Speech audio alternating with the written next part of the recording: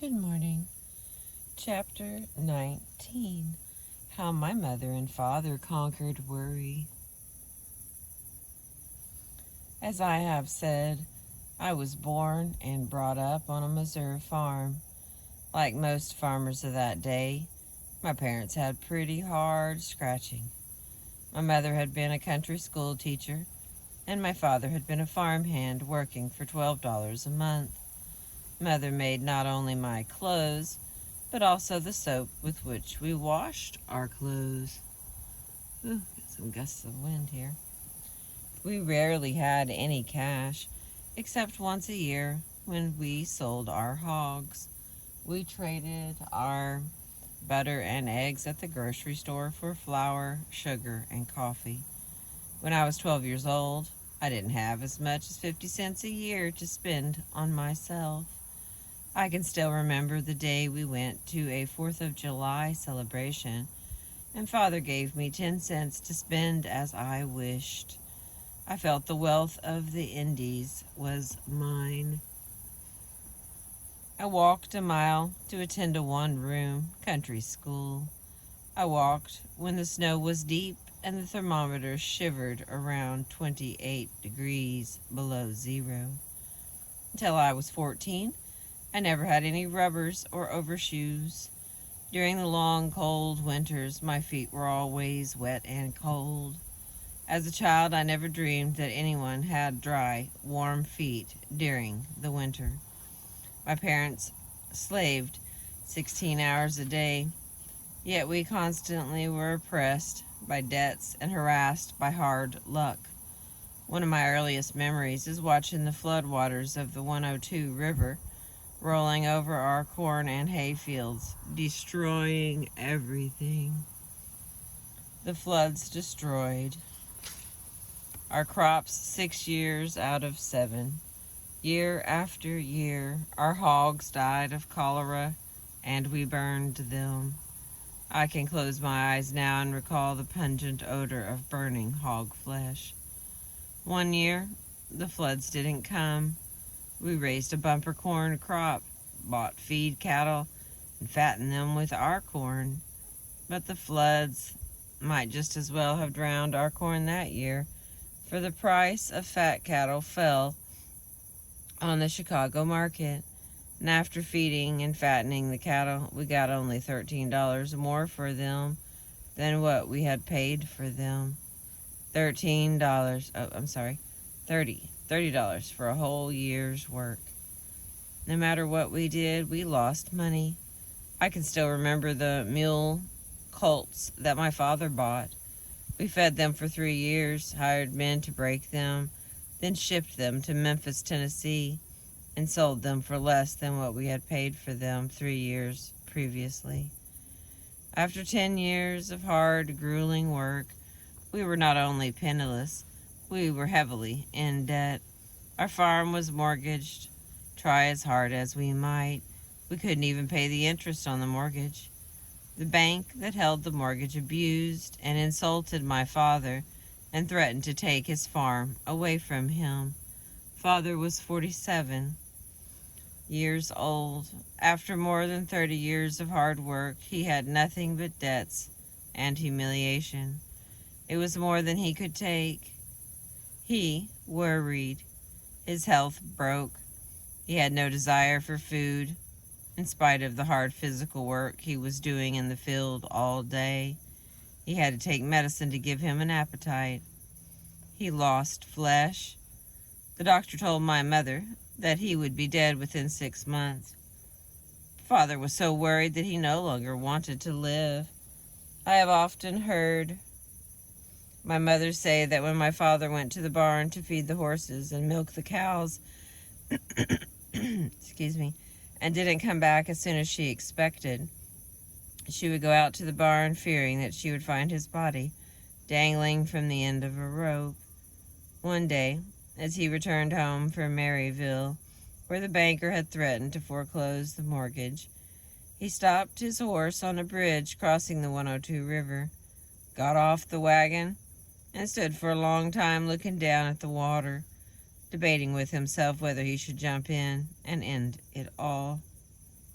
Years later, Father told me that the only reason he didn't jump was because of my mother's deep, abiding, and joyous belief that if we loved God and kept His commandments, everything would come out all right.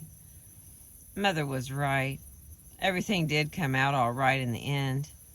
Father lived 42 happy years longer and died in 1941 at the age of 89. Excuse me. During all those years of struggle and heartache, my mother never worried. She took all her troubles to God in prayers. Every night before we went to bed, Mother would read a chapter from the Bible.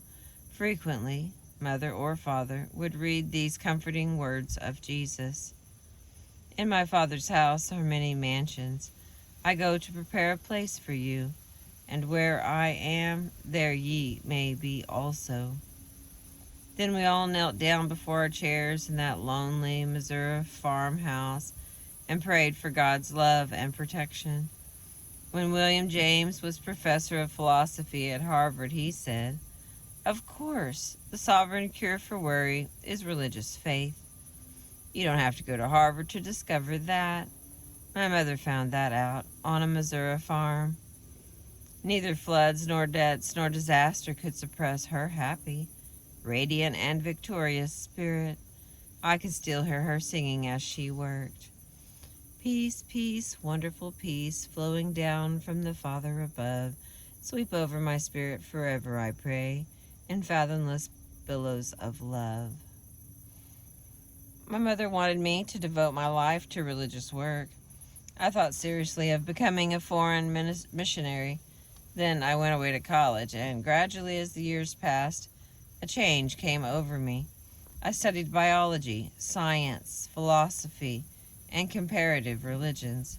I read books on how the Bible was written. I began to question many of its assertions. I began to doubt many of the narrow doctrines taught by the country preachers of that day. I was bewildered. Like Walt Whitman.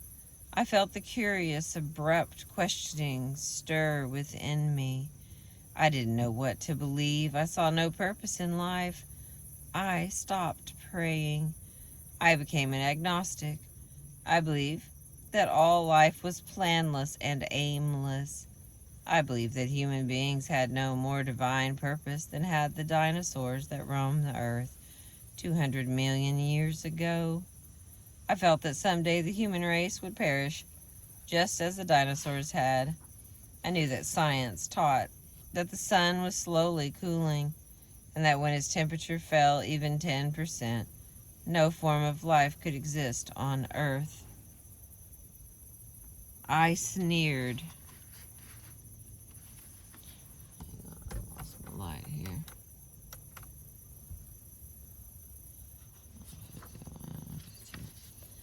I sneered at the idea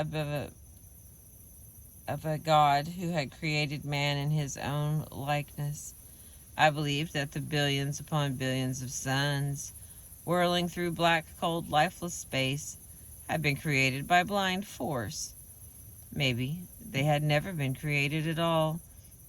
Maybe they had existed forever, just as time and space have always existed.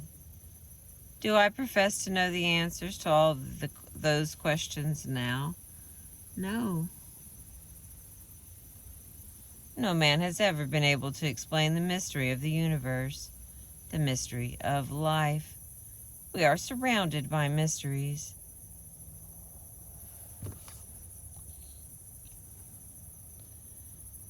The operation of your body is a profound mystery. So is the electricity in your home. So is the flower in the crannied wall. So is the green grass outside your window. Charles F. Kettering, the guiding genius of General Motors Research Laboratories, has been giving Antioch College $30,000 a year out of his own pocket to try to discover why grass is green. Excuse me. He declares that if we knew how green is able to transform sunlight, grass is able to transform sunlight, water, and carbon dioxide into food sugar, we could transform civilization. Even the operation of the engine in your car is a profound mystery. General Motors research laboratories have spent years of time and millions of dollars trying to find out how and why a spark in a cylinder sets off an explosion that makes your car run, and they don't know the answer. The fact that we don't understand the mysteries of our bodies or electricity or a gas engine doesn't keep us from using and enjoying them. The fact that I don't understand the mysteries of prayer and religion no longer keeps me from enjoying the richer, happier life that religion brings. At long last, I realize the wisdom of Santayana's words. Man is not made to understand life, but to live it.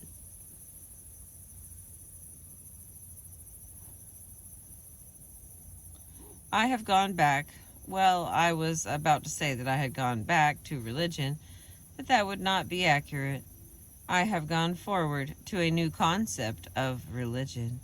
I no longer have the faintest interest in the differences in creeds that divide the churches, but I am tremendously interested in what religion does for me, just as I am interested in what electricity and good food and water do for me.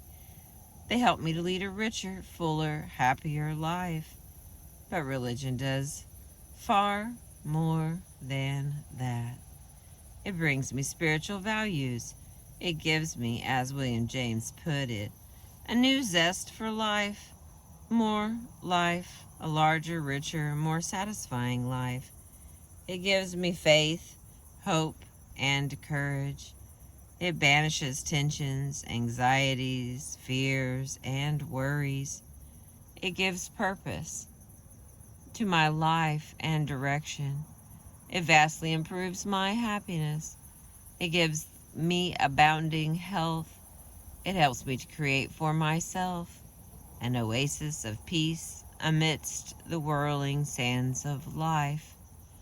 Francis Bacon was right when he said 350 years ago, "A little philosopher inclineth man's mind to atheism, but depth in philosophy bringeth men's minds about to religion."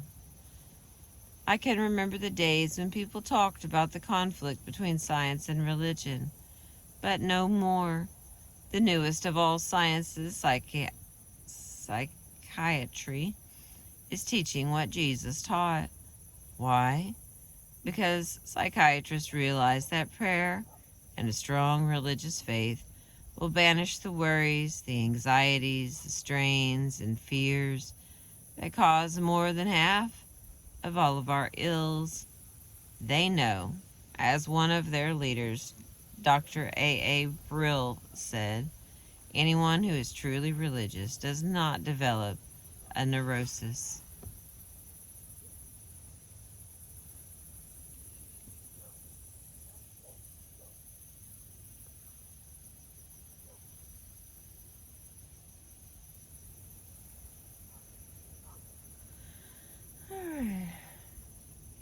If religion isn't true, then life is meaningless. It is a tragic farce. I interviewed Henry Ford a few years prior to his death. Before I met him, I had expected him to show the strains of the long years he had spent in building up and managing one of the world's greatest businesses. So I was surprised to see him calm and well and peaceful. He looked at 78. When I asked him if he ever worried, he replied, "No, I believe God is managing affairs and that he doesn't need any advice from me. With God in charge, I believe that everything will work out for the best in the end. So what is there to worry about?" Today, even psychiatrists are becoming modern evangelists. They are not urging us to lead religious lives to avoid hellfires in the next world, but they are urging us to lead religious lives to avoid the hellfires of this world. The hellfires of stomach ulcers, angina pectoris, nervous breakdown, and insanity. As an example of what our psychologists and psychiatrists are teaching, read The Return to Religion by Dr. Henry C. Link. You will probably find a copy in your public library.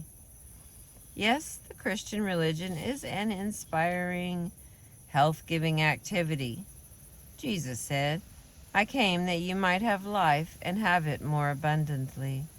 Jesus denounced and attacked the dry forms and dead rituals that passed for religion in his day. He was a rebel. He preached a new kind of religion, a religion that threatened to upset the world. That is why he was crucified. He preached that religion should exist for man, not man for religion. That the Sabbath was made for man, not man for the Sabbath. He talked more about fear than he did about sin. The wrong kind of fear is a sin against your health, a sin against the richer, fuller, happier, courageous life that Jesus advocated. Emerson spoke of himself as a professor of the science of joy. Jesus, too, was a teacher of the science of joy. He commanded his disciples to rejoice and leap for joy. Jesus declared that there were only two important things about religion: loving God with all your heart and our neighbor as ourselves. Any man who does that is religious, regardless of whether he knows it. For example, my father-in-law, Henry Price of Tulsa, Oklahoma, he tries to live by the golden rule, and he is incapable of doing anything mean, selfish, or dishonest. However, he doesn't attend church and regards himself as an agnostic. Nonsense. What makes a man a Christian? I'll let John Bailey answer that. He was probably the most distinguished professor who ever taught theology at the University of Edinburgh. He said, what makes a man a Christian is neither his intellectual acceptance of certain ideas nor his conformity to a certain rule, but his possession of a certain spirit and his participation in a certain life. If that makes a man a Christian, then Henry Price is a noble one. William James, the father of modern psychology, wrote to his friend, Professor Thomas Davidson, saying that as the years went by, he found himself less and less able to get along without God.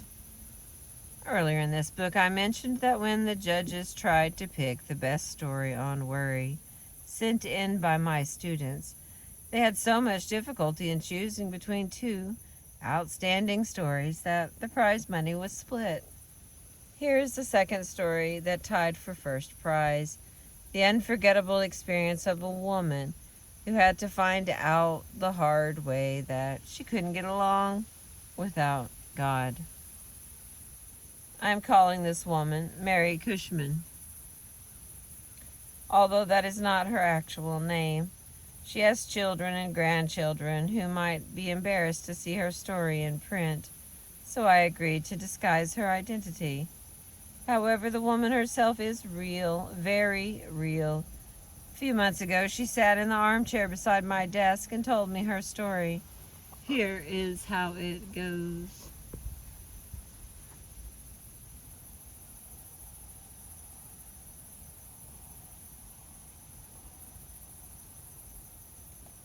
During the Depression, she said, my husband's average salary was $18 a week. Many times we didn't have even that because he didn't get paid when he was ill, and that was often. He had a series of minor accidents. He also had mumps, scarlet fever, and repeated attacks of flu. We lost the little house that we had built with our own hands. We owed $50 at the grocery store and had 5 children to feed. I took in washing and ironing from the neighbors. Excuse me. And bought secondhand clothes from the Salvation Army store and made them over for my children to wear.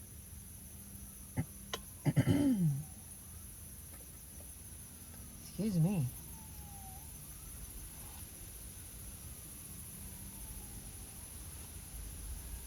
That wind is really blowing. I can't tell if it's blowing the storm in or they're blowing the storm out, but I hope you can see that pretty sunrise on it.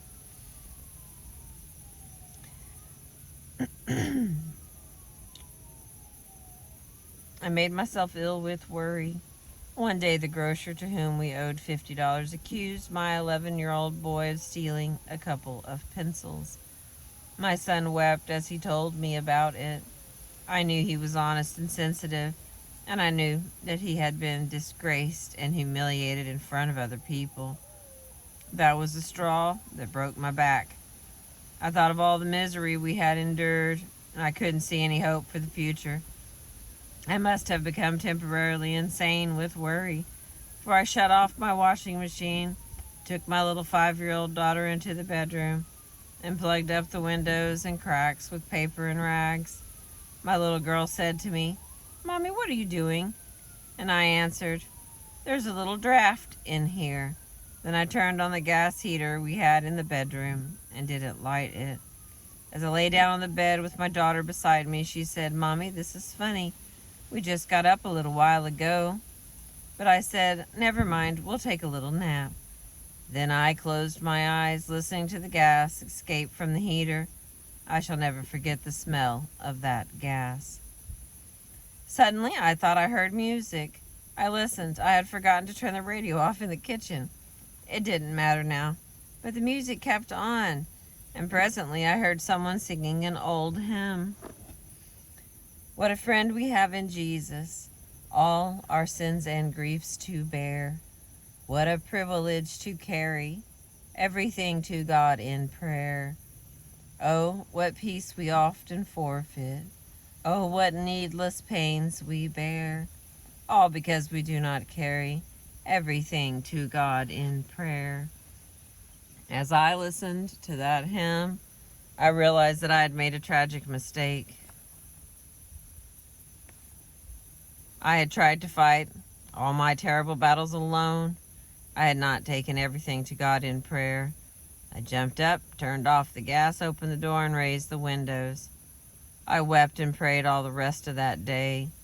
Only I didn't pray for help. Instead, I poured out my soul in thanksgiving to God for the blessings He had given me. 5 splendid children, all of them healthy and fine, strong in body and mind. I promised God that never again would I prove so ungrateful. And I have kept that promise. Even after we lost our home and had to move into a little country schoolhouse that we rented for $5 a month, I thanked God for that schoolhouse. I thanked Him for the fact that I at least had a roof to keep us warm and dry. I thanked God honestly that things were not worse, and I believed that He heard me, for in time things improved.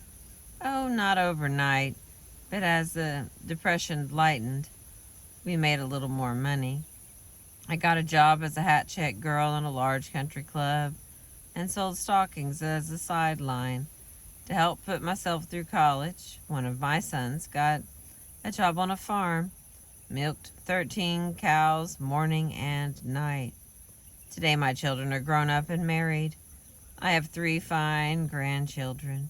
And as I look back on that terrible day when I turned on the gas, I thank God over and over that I woke up in time.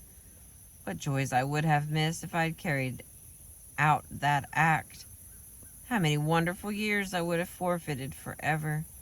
Whenever I hear now of someone who wants to end his life, I feel like crying out, "Don't do it, don't!" The blackest moments we live through can only last a little time, and then comes the future. On average, someone commits suicide in these United States every 35 minutes. On the average, someone goes insane every 120 seconds. Most of these suicides, and probably many of the tragedies of insanity, could have been prevented if these people had only had the solace and peace that are found in religion and prayer.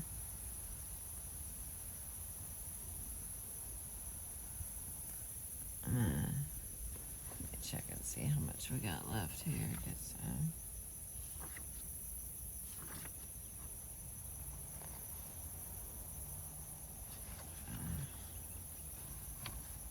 Yeah, I'm going to just take a break here and then I'll finish it in the next part. Let's see, where are we? We're on page 156. Thank you for listening this morning. I appreciate you.